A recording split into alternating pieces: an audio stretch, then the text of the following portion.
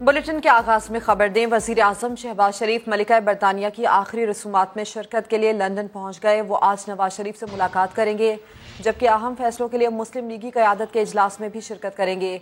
London से Nawaz Sharif New York जाएंगे, जहां वो अक़वाम मुत्तहिदा की जनरल असम्बली के 77वें इजलास से खिताब करेंगे। अमरीका में वज़ीर आज़म पाकिस्तान अहम शख्सियात से मुलाकातें और मुख्तलिफ फोरम्स पर इजहार ख्याल भी करेंगे। अहम खबर से आपको आगाह कर रहे हैं, वज़ीर आज़म शहबाज शरीफ इस वक्त बरतानिया में मौजूद हैं।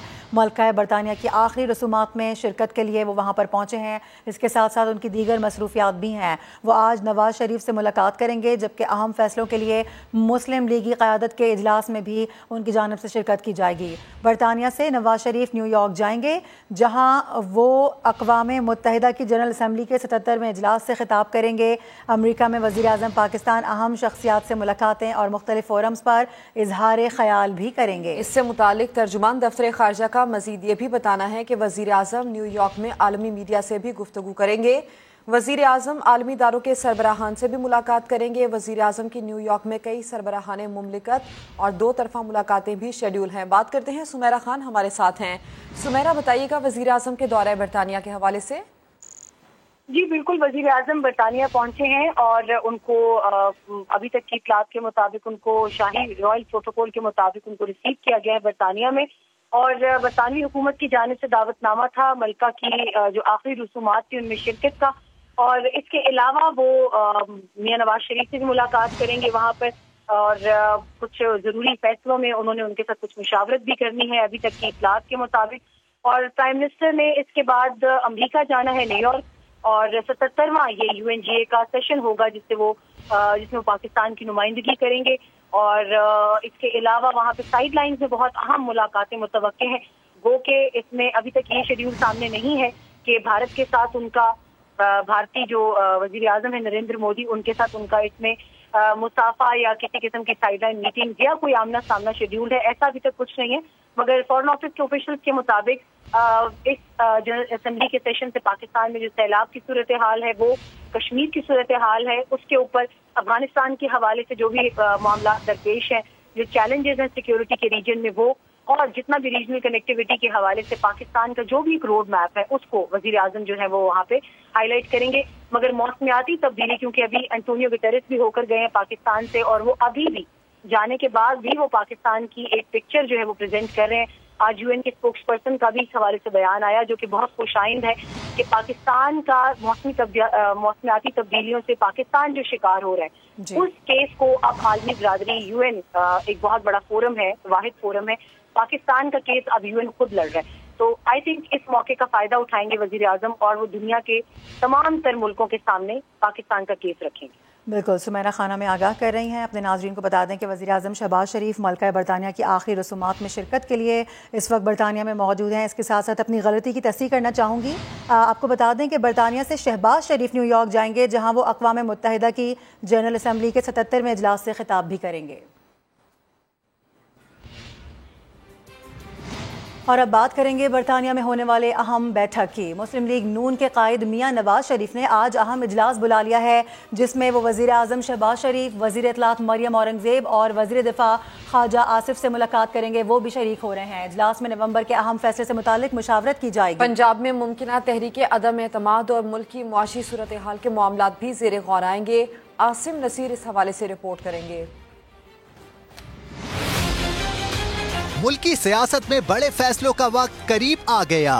मुस्लिम लीग नून का अहम इजलास आज लंदन में मियां नवाज शरीफ की ज़ेर सदारत होगा। वजीर आजम शहबाज शरीफ, वजीर इत्तलात मरियम औरंगज़ेब और वजीर दिफा ख्वाजा आसिफ लंदन पहुँच गए हैं। बड़ी बैठक में नवंबर के अहम फैसले से मुतालिक मुशावरत होगी। पंजाब में मुमकिन तहरीक अदम एतमाद और माशी सूरत हाल भी ज़ेर गौर आएगी।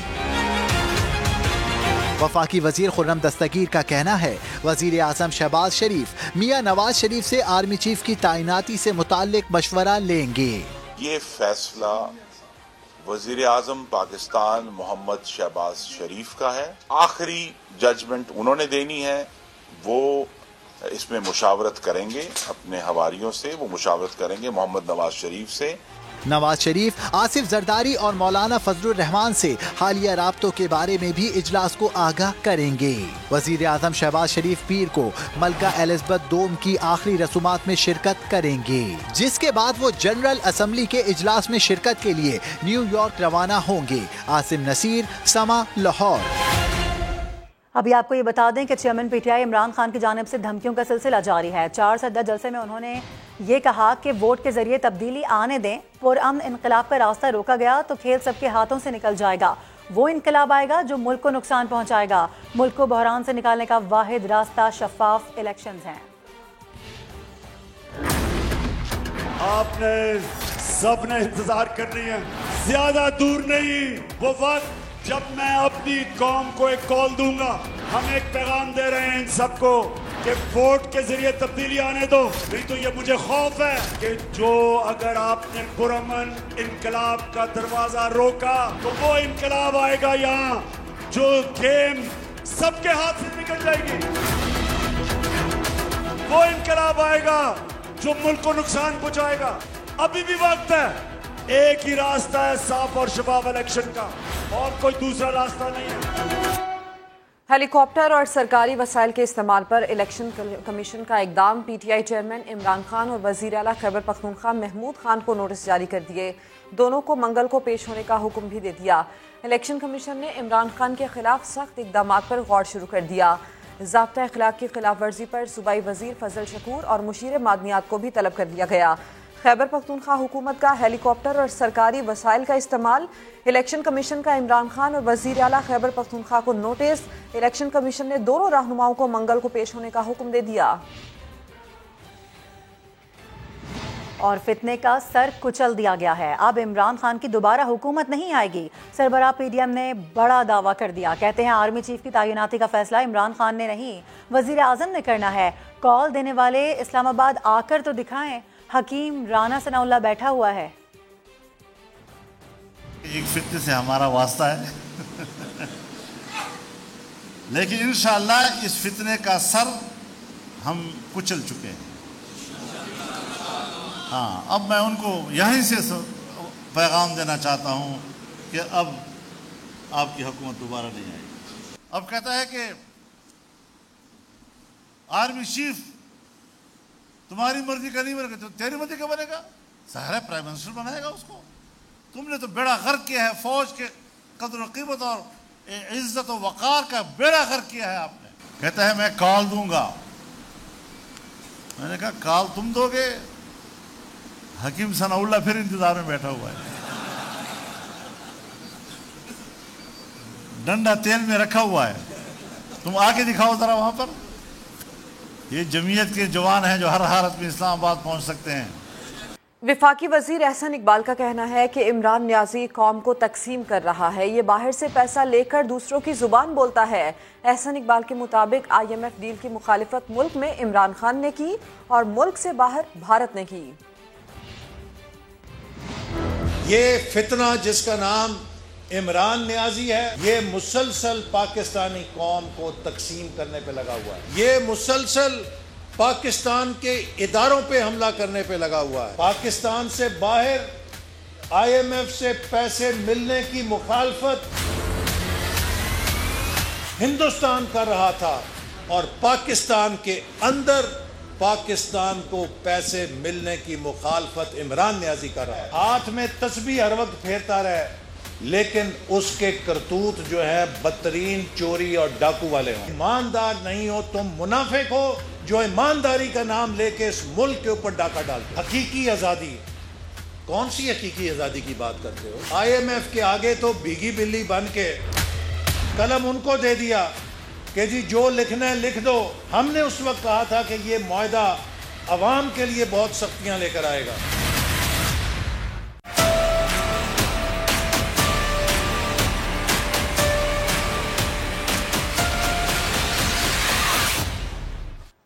सिंध में सैलाब मुतासरीन को वबाई अमराज ने लपेट में ले लिया है। खैरपुर में 24 घंटों में बच्चों और ख़वातीन समेत 6 अफराद जाँ बहक हो गए हैं।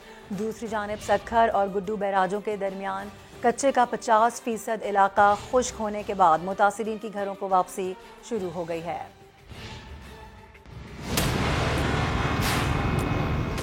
आफत में घिरे सैलाब मुतासरीन बीमारियों से जंग हारने लगे। खैरपुर में 24 घंटों में बच्चों और खवातीन समेत 6 अफराद जावहक हो गए। खुर्डीजी में मलेरिया के बाइस 8 साल आसिफ और 2 साल वकीला शंबानी ने दम तोड़ा। फैजगंज और नारा में 2 बच्चे और खातून जिंदगी की बाजी हार गए। हरी मीरवा में गैस्ट्रो से 3 साल बच्ची इंतकाल कर गई।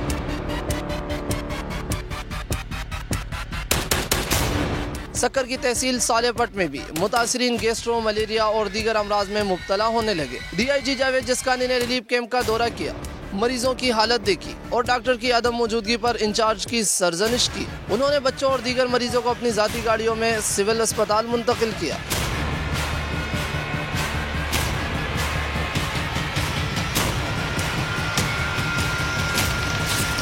उधर मिटियारी की रोहड़ी किनाल से मुल्हिका 20 से जायद देहात ताहाल पानी में डूबे हुए हैं। इंतजामिया की नाहिली ने इलाका मकीनों की मुश्किलात बढ़ा दी।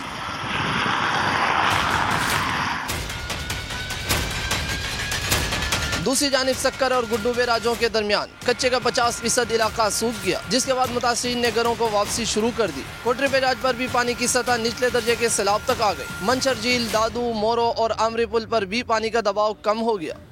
मुल्क में सैलाब से मुतासरा इलाकों में 40 लाख के करीब बच्चे और खवातीन बीमारियों में मुब्तला हैं। फौरी इमदाद ना मिली तो जिंदगियों को खतरात लाहक हो सकते हैं। अक़वाम मुत्तहिदा और दीगर इदारों ने हुकूमत को खबरदार कर दिया। तफसीलात जानते हैं समा इन्वेस्टिगेशन यूनिट के हेड जाहिद गिशकोरी की रिपोर्ट में। सैलाब के बाद नई परेशानी आन पड़ी। 40 लाख बच्चे और खवातीन मुख्तलिफ बीमारियों में मुब्तला हो गए। यूनिसेफ, वर्ल्ड हेल्थ प्रोग्राम और सूबाई इदारों ने वफाकी हुकूमत को खबरदार कर दिया। इदारों की जानिब से इब्तदाई जायजा रिपोर्ट वफाकी हुकूमत के हवाले कर दी गई। बताया गया मुतासरीन को फौरी तिब्बी इमदाद न मिली तो लाखों जिंदगियों को खतरात लाहक हो सकते हैं। अदादो शुमार के मुताबिक मुतासरा अफराद में 24 लाख सिंध जबकि 4 लाख का ताल्लुक बलूचिस्तान से है, जहां डॉक्टर्स और दवाइयां तक दस्तयाब नहीं। 7 लाख से जायद अफराद डायरिया में मुब्तला, 8 लाख जल्दी बीमारियों के शिकार, 6 लाख मलेरिया, 3000 डेंगू से मुतासिर हुए।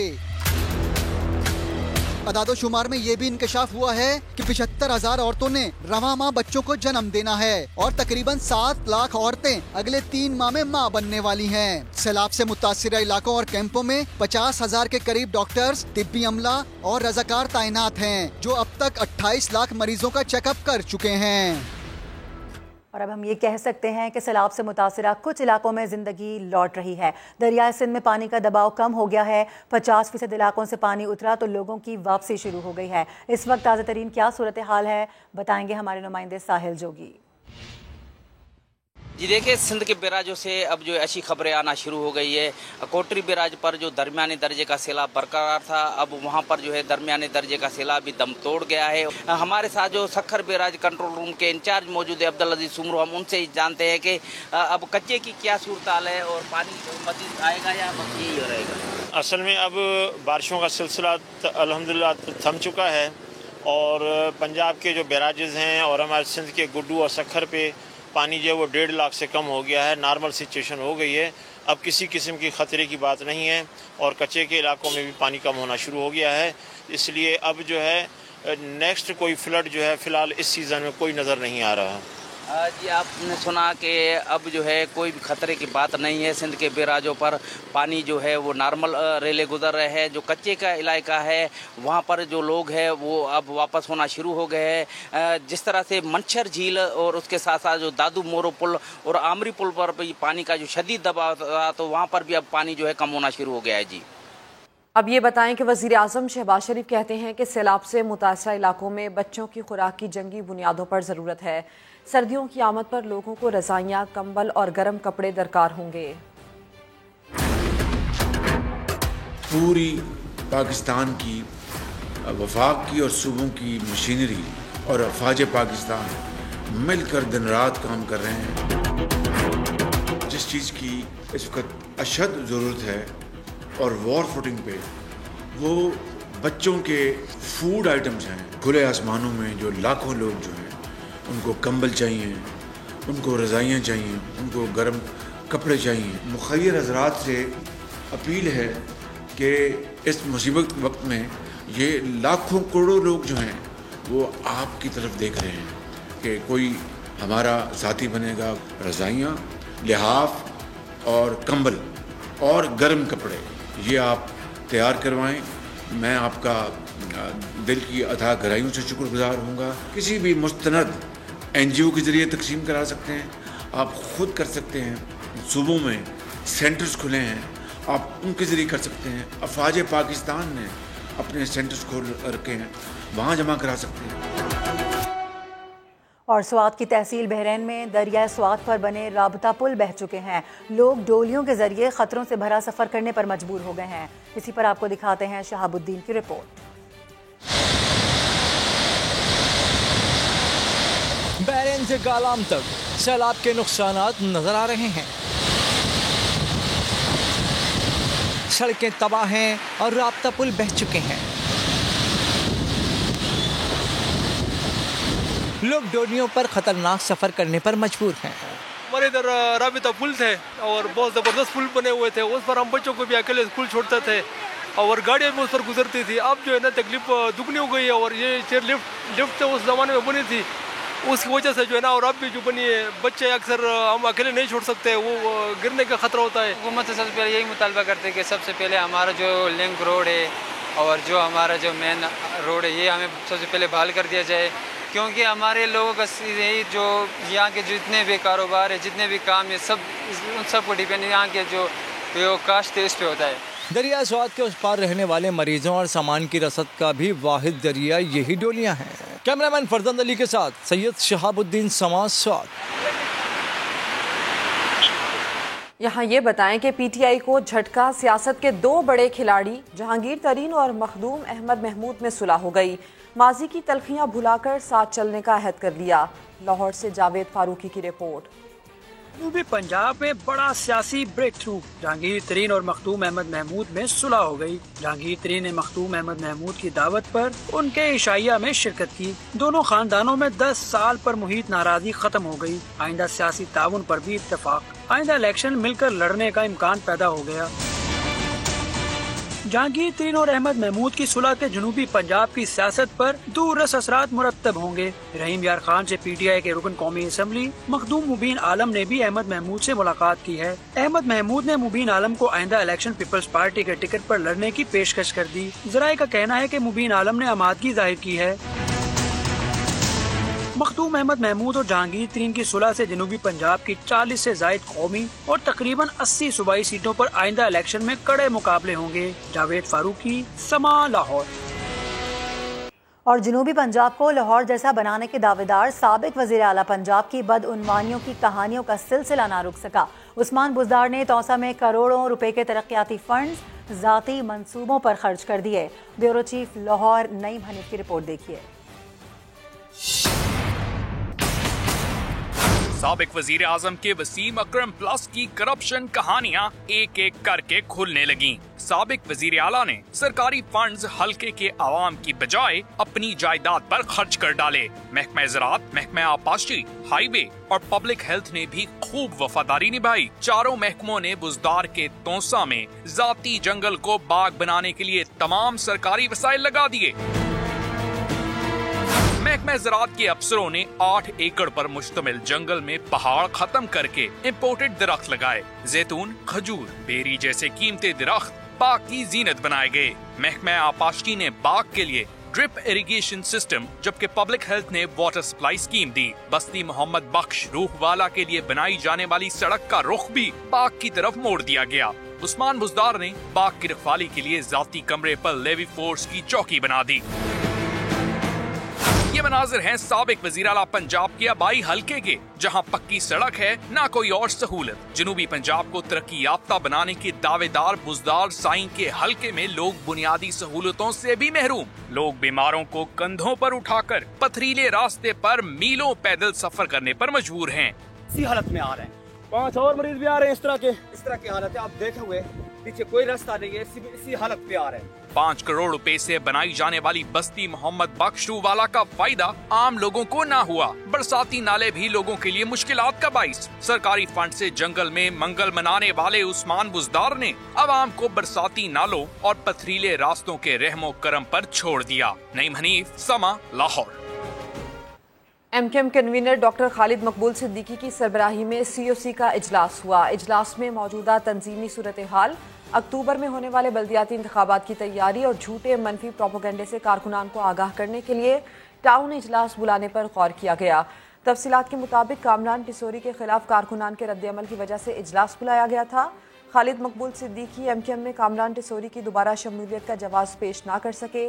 Senior deputy convener Aamir Khan इजलास से गैर हाजिर रहे।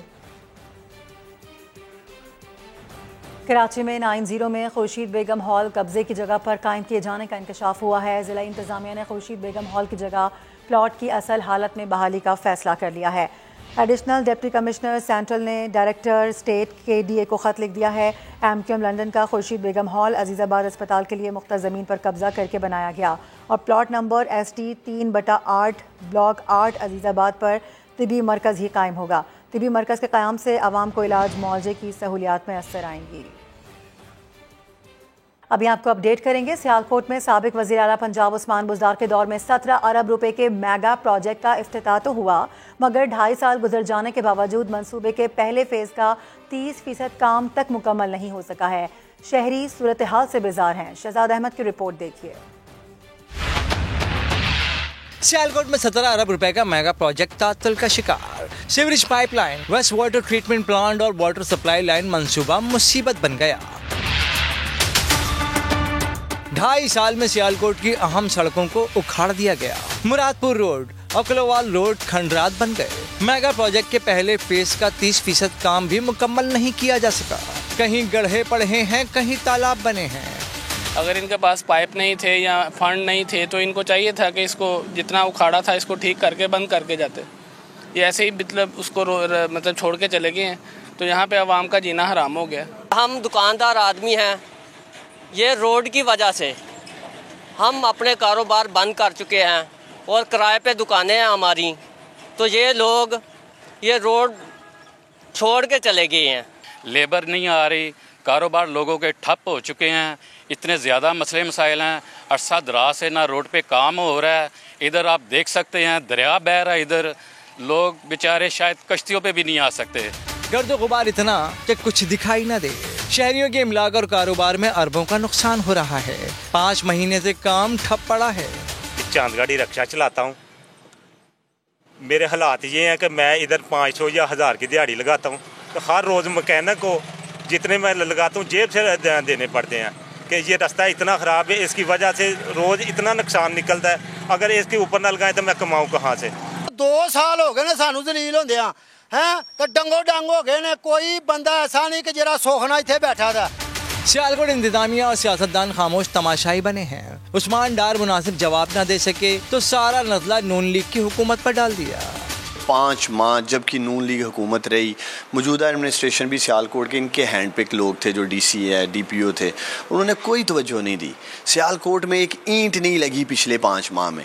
ये जो ख्वाजा आसिफ वज़ीर दफ़ा ने फीते काटे हैं, वो भी हमारे प्रोजेक्ट्स थे जो बिल्कुल ख़त्म होने वाले थे। तो इंशाअल्लाह ताला ये 17 अरब का प्रोजेक्ट जो है, इस पर तेज़ी से काम शुरू होगा और इंशाअल्लाह ताला मुझे पूरी उम्मीद है अगले 4 से 6 माह में, अगर नए इलेक्शन की तरफ नहीं गए, जो कि नज़र आ रहा है कि हम नए इंतखाबात की तरफ जा रहे हैं, ये प्रोजेक्ट्स वाज़िया तौर पे आपको नजर आएगा कंप्लीट होता हुआ। शहर की 40 साला जरूरियात को मद्देनजर रखते हुए हुकूमत पंजाब ने एशियन डेवलपमेंट बैंक से मंसूबे की शक्ल में 17 अरब का कर्जा हासिल किया था और मंसूबे का आगाज नवंबर 2020 में हुआ था, मगर नाक़िस मंसूबा बंदी ने इसे अजियतनाक बना दिया है। कैमरामैन एदिक के साथ शहजाद अहमद, समाज, सियालकोट। कराची में इंतजामिया की नाहली अशियाए रोजमर्रा की प्राइस लिस्ट 2 हफ्ते से अपडेट ना हो सकी, जिसके बायस मुनाफाखोरों को खुली छुट्टी मिल गई है। मजीद जानते हैं सैयद खुर्शीद आलम से, जो कि एक बचत बाजार में है। खुर्शीद, बताएं यहाँ पर क्या सूरत हाल है और खरीदार क्या कहते हैं? जी हाँ, सबसे अहम तरीन खबर यह है कि कमिश्नर कराची के दफ्तर से जो प्राइस लिस्ट जारी होती है वो गुज़िश्ता 2 हफ्तों से जारी नहीं हो रही, जिसकी वजह से कराची शहर में जगह जगह जितने भी सब्ज़ी और फल फरोश हैं वो अपने मनमाने अंदाज में कीमतों की वसूली कर रहे हैं। और इस वक्त जो बचत बाज़ार है वहाँ भी यही सूरत हाल है। आज सबसे अहम तरीन चीज़ जिसके रेट सबसे ज़्यादा ऊपर गए हैं वो शिमला मिर्च है, जो 4 सेंचुरियाँ अबूर कर चुका है। शिमला मिर्च 400 रुपये किलो में फ़रोख्त की जा रही है। और उसके बाद दूसरे दर्जे पर अगर कोई चीज़ है तो उसको हम कहते हैं हरी प्याज, जिसके रेट 300 से 350 रुपये फ़ी किलो हैं शहर के मुख्तलिफ बाज़ारों में। जबकि हमारे खानों के साथ सलाद की अहम तरीन जो चीज़ समझी जाती है खीरा, वो 200 से 250 रुपये किलो फ़रोख्त किया जा रहा है। इसी तरह मुख्तलिफ़ सब्ज़ियाँ हैं वो भी डबल सेंचुरी पर बदस्तूर मौजूद हैं। अलबत्ता ये ज़रूर हुआ है कि ईरानी टमाटर के आने के बाद ईरानी टमाटर कराची के मुख्तलिफ़ बाज़ारों में 120 से 150 रुपये किलो पर फ़रोख्त किए जा रहे हैं, जबकि प्याज 80 रुपये किलो, लाल आलू 80 रुपये किलो और सफ़ेद आलू 60 रुपये किलो फ़रोख्त किया जा रहा है। लेकिन हमारी जिन ख़रीदारों से बात हुई उनका यही कहना था कि उन्हें यह समझ में नहीं आ रहा कि प्राइस लिस्ट जारी क्यों नहीं हो रही और मनमाने रेट पर सब्ज़ी फ़रोशों को फल फ़रोशों को मुनाफा कमाने की इजाज़त क्यों दी जा रही है। उनका ये कहना है कि कमिश्नर कराची या जो bureau of prices and supplies है वो फौरी तौर पर एक्शन ले और कीमतों को मरबूत अंदाज में चेक करने का निज़ाम जो है उसे फ़ाल किया जाए। जी, अपडेट्स के लिए आपका शुक्रिया। अभी खबर आ रही है कि पीटीआई दौर में पेट्रोल बहरान ओगरा और मार्केटिंग कंपनीज की मिली भगत से पैदा हुआ है। ऑडिट हुक्काम का मुल्क भर में 4000 से जायद गैर कानूनी पेट्रोल पंप्स चलाए जाने का इंकशाफ हुआ है। इससे मुतालिक बात करेंगे, ज़हीर अली खान हमारे साथ हैं। ज़हीर, ऑडिट हुक्काम की जानिब से मजीद क्या इंकशाफात हुए हैं? देखिए, 2021-22 की ये ऑडिट रिपोर्ट है जिसके मुताबिक ये कहा गया है कि जो पिछले दौर में पीटीआई दौर में पेट्रोल बहरान मुल्क में हुआ था उसमें जो ऑयल मार्केटिंग कंपनी है उन्होंने जो ओगरा का लाइसेंस था उनको दिया गया था, वो उस रेगुलेटरी फ्रेमवर्क को कंप्लायंस नहीं किया गया और 11,000 में से 4,000 से ज्यादा पेट्रोल पंप ऐसे थे जिन्होंने 20 दिन का स्टॉक जो उनको लाइसेंस में जिम्मेदार शर्त रखी गई थी वो उन्होंने पूरा नहीं किया और 4,000 से ज्यादा जो है वो लाइसेंस की खिलाफवर्जी करके पेट्रोल पंप चलाए गए और फिर जो कुछ पेट्रोल पंप ऐसे थे जिनको वो बुरी तौर पे लाइसेंस दिया गया था वो भी पेट्रोलियम प्रोडक्ट्स सेल करते रहे और इसमें ओगरा की जो मजमूई तौर पर कारकर्दगी है, जो रेगुलेटरी फ्रेमवर्क पे अमल दरामद है, जो लाइसेंस होल्डर को उन्होंने लाइसेंस दिया हुआ है उस पे अमल दरामद के हवाले से काफी सवाल उठाए गए हैं। ऑडिट हुक्काम की जानिब से ये कहा गया है कि जो कैपेसिटी लाइसेंस में दी जाती है इनको जो कैपेसिटी का स्टॉक उसको पूरा नहीं किया जा रहा और ओगरा ने अपने रेगुलेटरी फ्रेमवर्क के लिए जो इन्फोर्समेंट है उसकी निशानदेही की गई है कि वो तफसील के लिए आपका शुक्रिया।